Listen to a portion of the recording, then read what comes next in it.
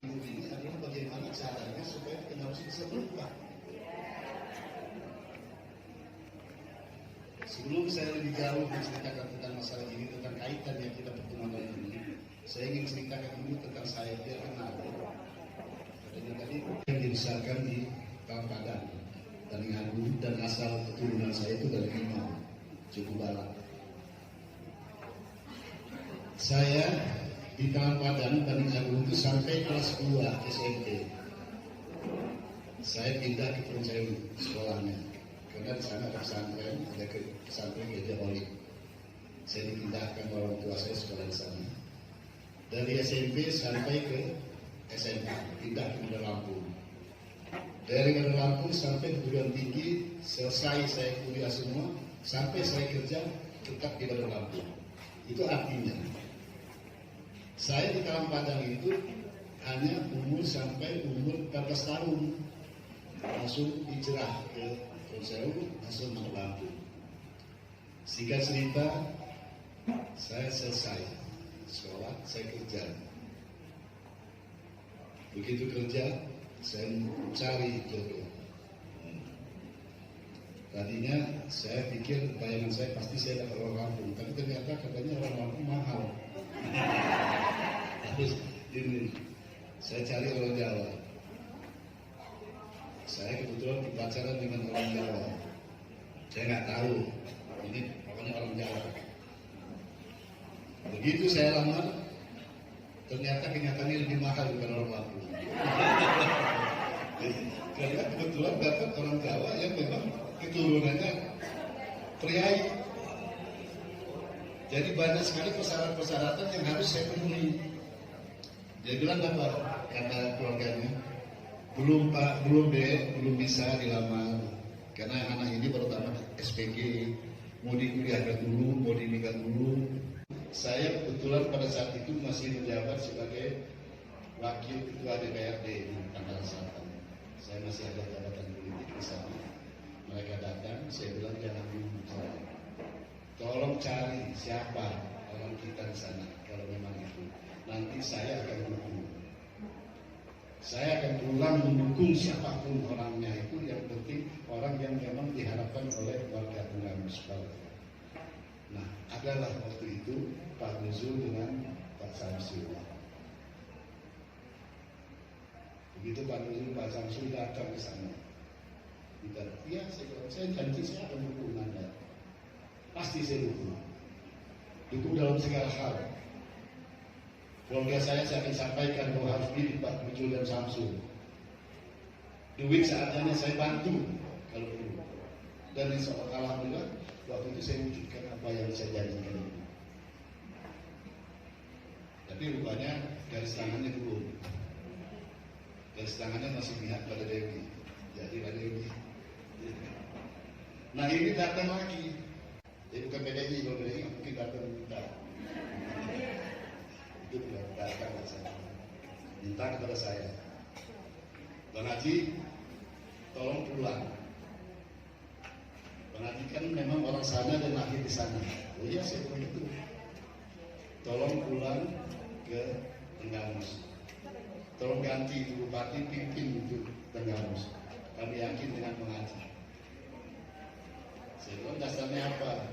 Ya rupanya mereka sudah memperhatikan tentang karir saya yang ada di perantauan sana. Saya sebagai pengusaha, sebagai politisi, alhamdulillah saya eksis. Itulah di bawah pertimbangan mereka. Saya bilang, saya jawab pada saat itu, saya juga prihatin. Saya bersyukur betul orang tua saya punya kesadaran untuk menyekolahkan saya sehingga saya sampai selesai. Nah, saya sampai sekolah. Sudah tidak pulang-pulang, baru satu minggu sekali. Hanya saya setiap pulang, saya juga mengamati tentang Tenggamus. Saya juga prihatin. Nah, saya bilang, kalau orang-orang Padang mungkin 30% kenal. Tapi 70% pasti belum kenal sama saya. Tidak kenal. Apalagi orang istri, orang mana di kota aku, saya kapan kenal.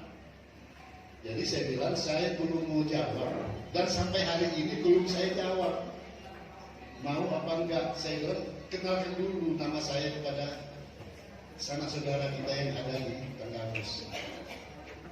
Nanti kalau sudah dikenalkan, laporkan kepada saya, Pak, sudah saya kenalkan Bang, sudah saya lakukan, sosialisasikan, dan sudah saya populerkan nama Abang di sana. Baru nanti saya turunkan tim survei. Karena saya biasa di politik realistis. Saya harus nyata, nggak boleh disuruh-suruh, oh kamu ini pantas jadi bupati, kamu nyalon aja, kamu ada duitnya udah saya nyalon, ada hitungannya, ya kan? Nanti begitu habis nggak nyalon bupati nggak menang, oleng, iya bisa. Kalau kamu udah berhitung nggak pernah berpikir secara realistis bisa begitu. Dia pikir karena semua lingkungan ini, abang pantas macam jadi bupati. Dia punya duit, dia punya duit. Dia aduh habis kesalahan ini, nanti gini, habislah hartanya.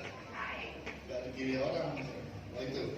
Makanya saya harus realistis. Saya bilang sama Alim, saudara saya yang pada datang sana, itu saya beri tugas kalau memang itu, coba sebarluaskan dulu nama saya, kenalkan dulu nama saya. Kalau mereka memang sudah tahu siapa saya, sudah ini saya, baru nanti saya akan kirimkan tim survei dan kita akan tentukan di sana. Saya akan jawab di sana.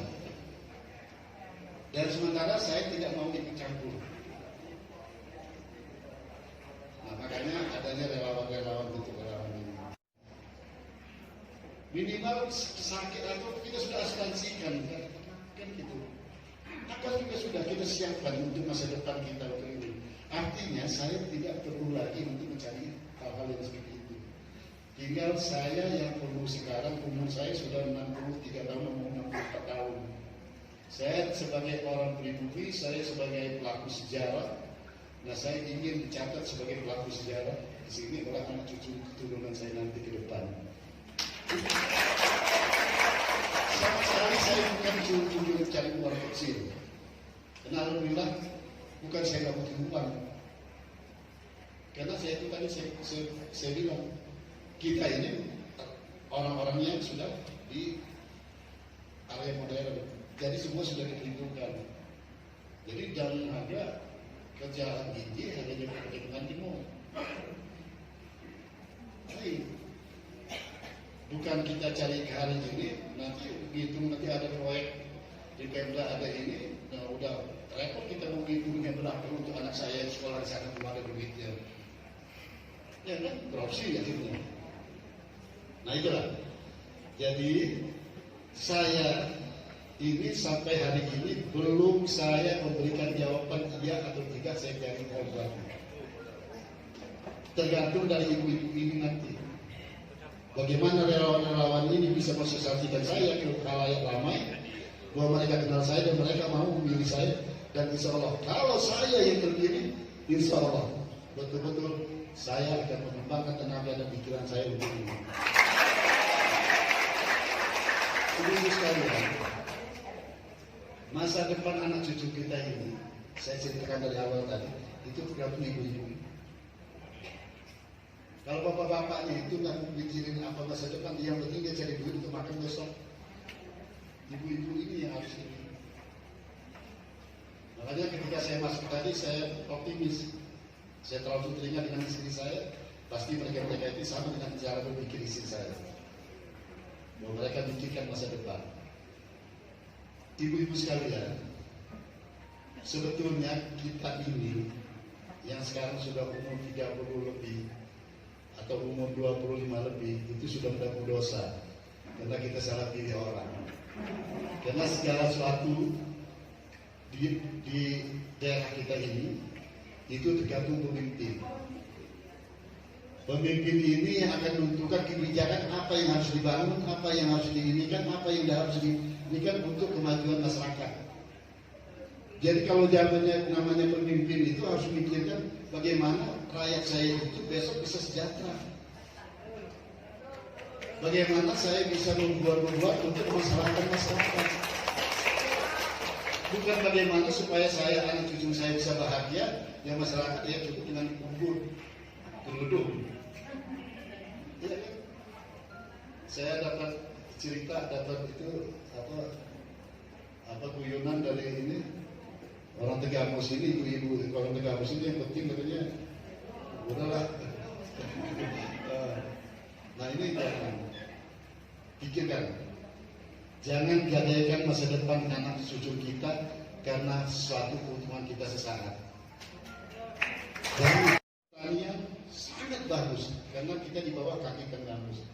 Di Tenggamus ini, di kaki di distrik ini bertanam apa juga jadi.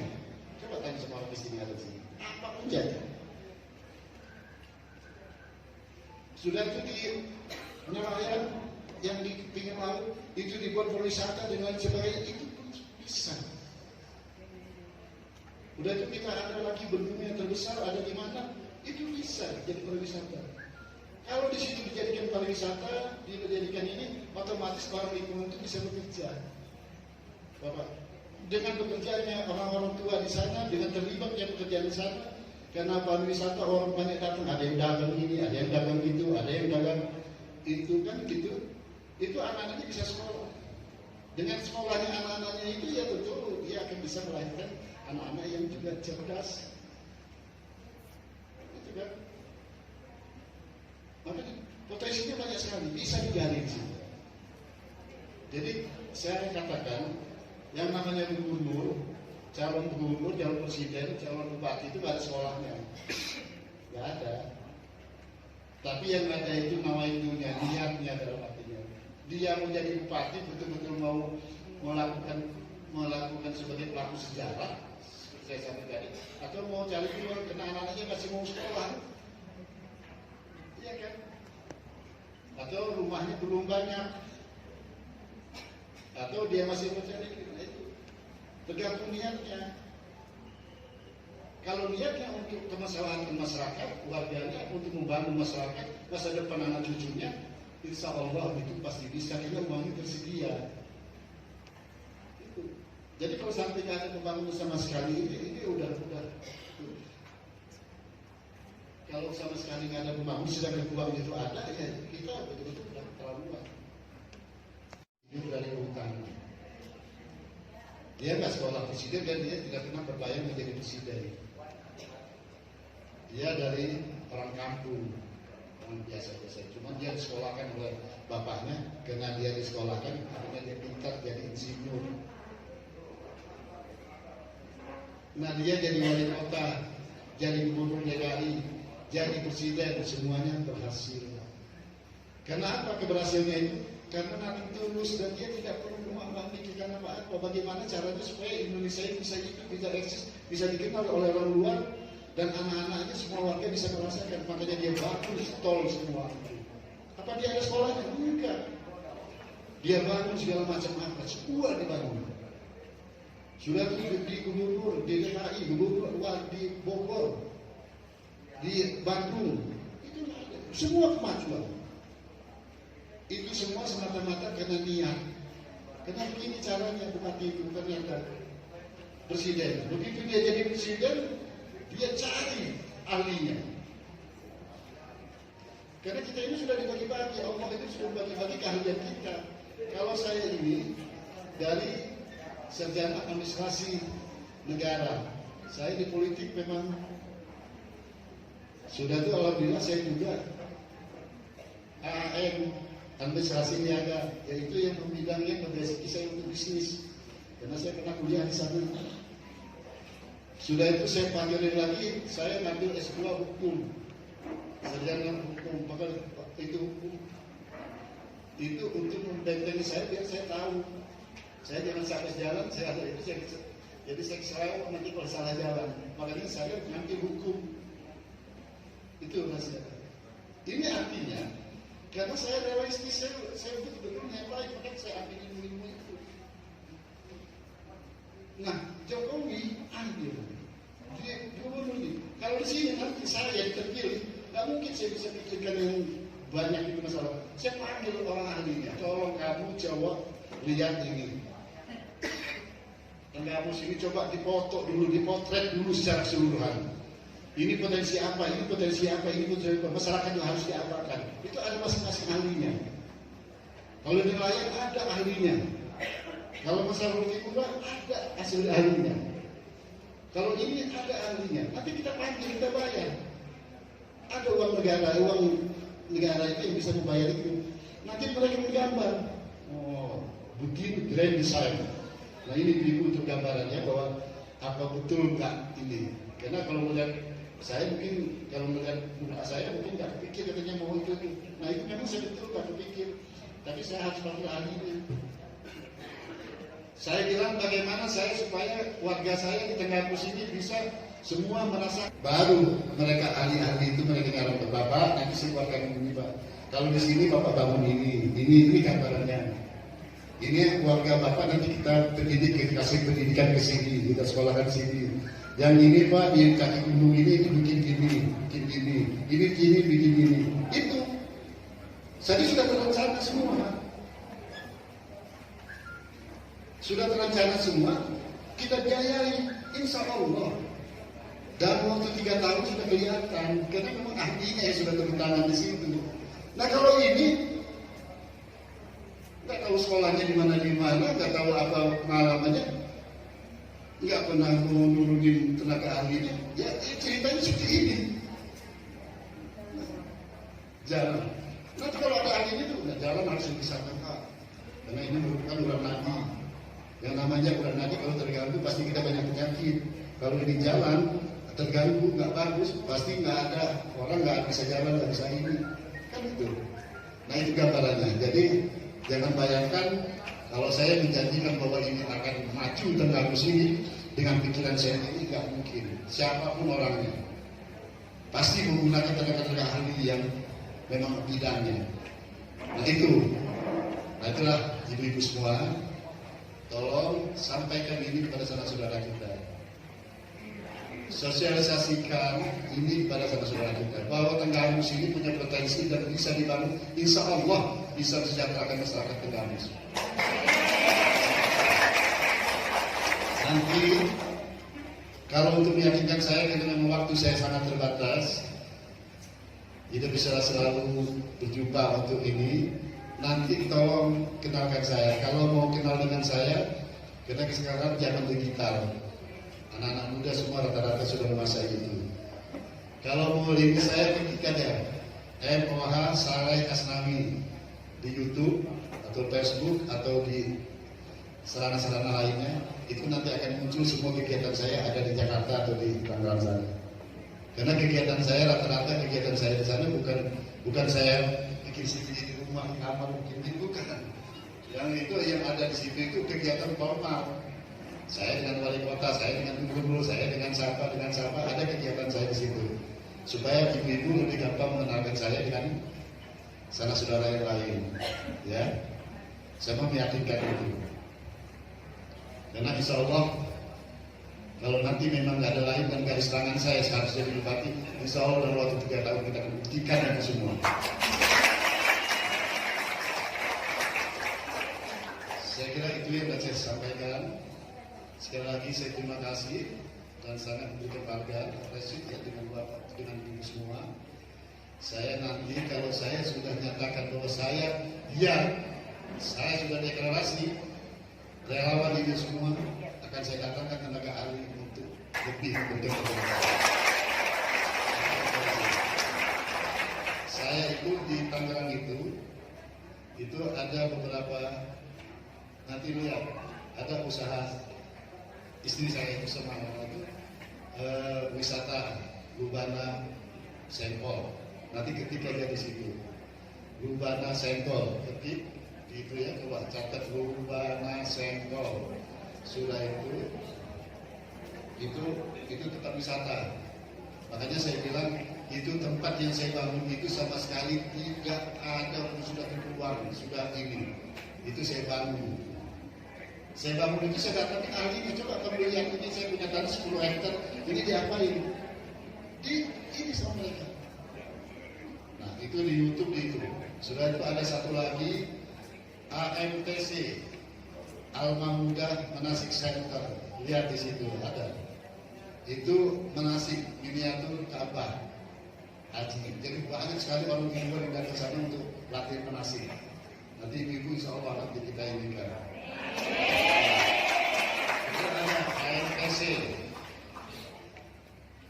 Alma Muda Narasi Center. Ada lagi di Tebet kita punya pesantren, ada balai latihan kerja. Jadi kita punya pesantren sekaligus kita siapkan balai latihan kerja. Itu untuk sosial semua, untuk sosial latihan kerja, dan itu memang namanya juga Alma Muda pesantren.